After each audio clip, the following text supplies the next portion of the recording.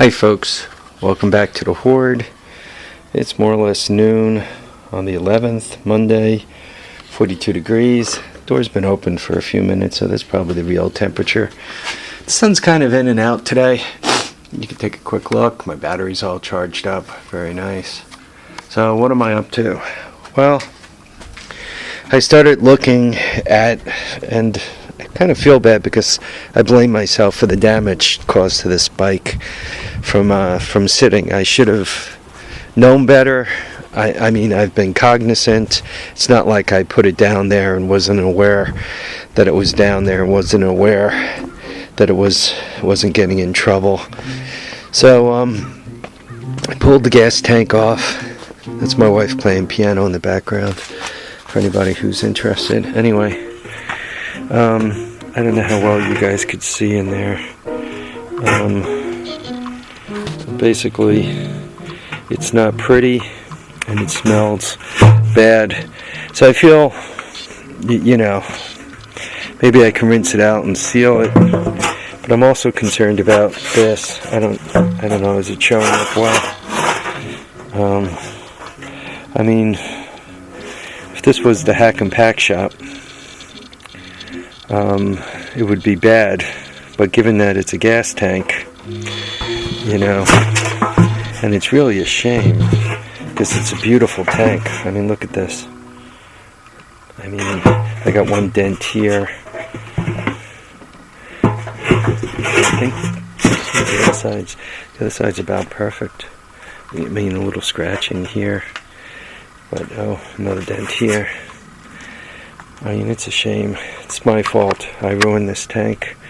So anyway, tank's a mess. Over here at the bike, the throttle doesn't move. You can hear it moving in the cable, and you can kind of hear some clicking down here at the carb. But obviously it's seized. The battery, I'm sure, is stone cold dead, all sulfured up. So it's a mess. It's a mess. What I'm debating doing with it, to be honest, is throwing it in the back of the truck and taking it over to the car wash and blasting it off, because just to clean it up, just to show it a little respect. So that's where I am. I'm going to pull the carb and take it apart, see what it looks like inside, see if it can be brought back to life. The carburetor for this thing, I did spend an off-brand carburetor for this thing, is $85 plus a battery. I don't know what a battery's these days, $50. So it does want some of my money. I did check though before I got too involved. It still has compression. Considering it hasn't been run in a while, it should be spun over for a little bit before one puts a spark to it and lets it start. So anyway, there it is. And once again, I mean, you just look at it, the shape, I mean, patina. It's a shame I let it sit and let it become like this. Alright, on a different topic, this guy, I was thinking about it last night. I don't always rush to do things, and there is a method to my madness. As I look at this, obviously I got to get this cobbed-on motor mount off, but I was thinking that I'm going to use the lower motor mount. I have to get a long enough bolt to extend outward. I'm going to probably pipe it, extend outward. This guy here, probably I'm going to come up with a plate and then, you know, pipe it outward here and here, so this side hooks to the plate. And then for this, For this side, the other side,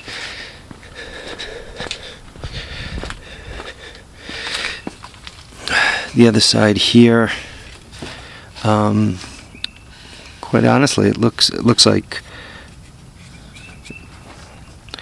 it can bolt directly on, give or take a little bit. I'm gonna have to, because this thing does have an offset, and then so anyway, I gotta spend a few minutes with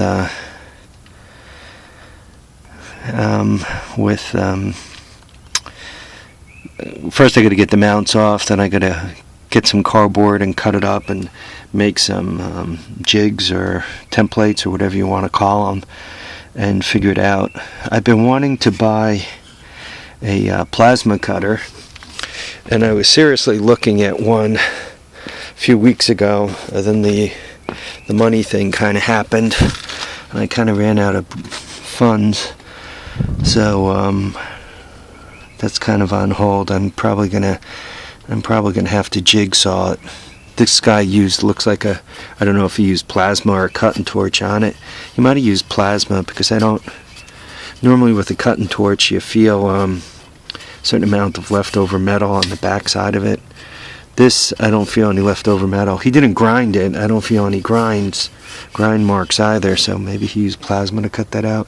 Though I've had this bike for quite a while, over 10 years, so I don't think there were plasma cutters, so he probably did use a torch to cut that. So anyway, thinking about the mounts for the gas tank, this petcock looks like it unbolts. I'm hoping I could take it apart and get, it'd be nice if I was actually showing you what I wanted to show you here. Let me try to improve my camera ability here.